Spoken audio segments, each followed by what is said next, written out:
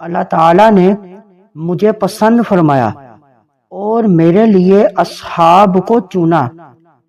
جو ان کی توہین کرے تو اس پر اللہ تعالیٰ، فرشتوں اور لوگوں سب کی لعنت ہے۔ لہذا نبی اکرم صلی اللہ علیہ وسلم کی تمام نسبتوں کا ادب اور احترام لازم ہے۔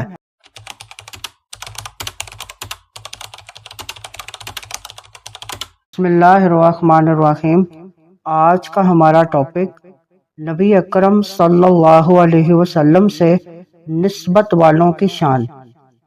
حضرت اوائم بن سعیدہ رضی اللہ تعالی عنہ سے روایت ہے کہ تاجدار ختم نبوت صلی اللہ علیہ وسلم نے فرمایا، یقیناً اللہ تعالیٰ نے مجھے پسند فرمایا اور میرے لیے اصحاب کو چنا، پھر ان میں سے میرے لیے وزراء، انصار اور سسرال والے منتخب فرمائے۔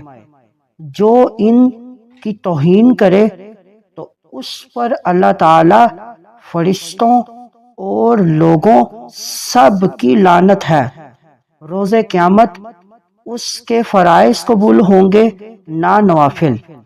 اس حدیث مبارک میں نبی اکرم صلی اللہ علیہ وسلم کے عالی شان خاندان، آل پاک اور اصحابہ کرام علیہم الرضوان کی عظمت اور برگزیدگی بیان ہوئی اور ان کے بے ادبوں کو مستحق لعنت قرار دینے کے ساتھ ساتھ فرائض اور نوافل رد ہونے کی وعید سنائی گئی۔